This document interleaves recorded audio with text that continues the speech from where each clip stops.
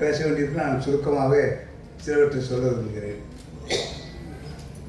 தூத்துக்குடி அருகே சிறு கிராமத்தில் பிறந்து பள்ளி படிப்பை அங்கேயே முடித்து பட்ட மேற்படிப்பை பாளையங்கோட்டையிலும் காந்தி கிராமத்தில் நிறைவு செய்தவர். தமிழக அரசின் துணை ஆட்சியராக பணியில் சேர்ந்து ஐஏஎஸ் அந்தஸ்து பெற்று பல துறைகளை நிர்வகித்திருக்கின்றார். பொதுவாக ஐஏஎஸ் அதிகாரிகளுக்கு சுமார் 35 வருட பணியில் பல துறைகளில் பணியாற்ற வேண்டியிருப்பதால் புதிதாக நிறைய தெரிந்து கொள்கிறார்கள்.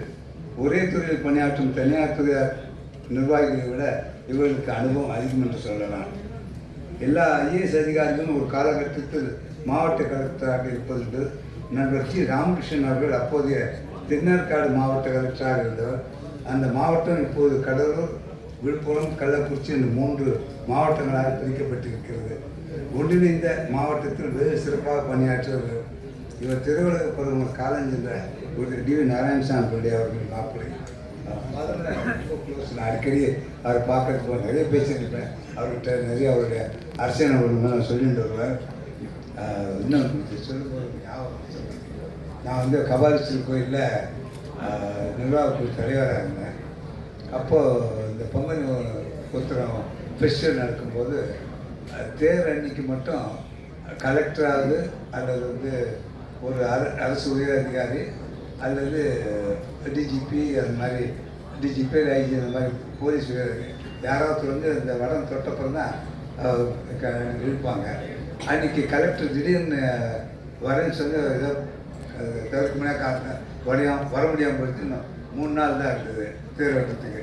அப்புறம் ஓடி போனவர்கிட்ட அவர் இந்து அறநிலையத்துறை அதிகாரியாக இருந்தார். அப்போது ஐஏஎஸ் அதிகாரியாக இருந்தார்.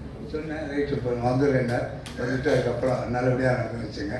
அந்த மாதிரி இப்போ 1-2 விஷயங்கள்லாம் அதுவும் அவர் உயர் அதிகாரியாக இருக்கும்போது பல விதமாக நிர்பந்தங்கள் இருக்கும். ஒன்றுமே சொல்ல, சரி வந்துடும், கோயில் தான் நான் வந்துடும் அவசியம்னா வந்துட்டு அப்புறம் கை கொட்டுது. அப்புறம் அன்றைக்கி தேர் கிளம்பிச்சாங்கிறது. இந்து சமய அறநிலையத்துறை ஆணையாக பொறுப்பேற்று மிகச்சிறப்பாக பணி செய்த காலகட்டத்தில் திருக்கோயில்களில் சில சீர்திருத்தங்களை செய்திருக்கிறார்.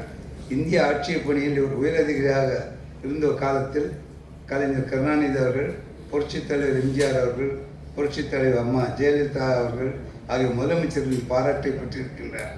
அலுவலக பணி தவிர தனிப்பட்ட முறையில் இவர்கள் ஜி. ராமகிருஷ்ணன் மீது பேரன்பு வைத்திருந்தார்கள். இங்கு வெளியிடப்பட்ட என்னை நான் பார்க்கிறேன் என்ற நூலை படித்தபோது சிலவற்றை அடிக்கோடிட்டு வைத்துக் கொண்டேன். தன் வரலாற்று நூல்கள் விரலிட்டு எண்ணக்கூடிய அளவில் தான் வெளிவருகின்றன. அதற்கு காரணம் தன் வரலாற்று நூலை படிப்போரும் குறைவு, அதை எழுதுவோர் அதைவிட குறைவு. பிறருடைய வாழ்க்கை வரலாற்றை எழுதுவது எளிது, ஆனால் தன் வரலாறு எழுதுவது ஒரு சிலரால் தான் முடியும். இது பயோகிராஃபி, ஆட்டோபயோகிராஃபி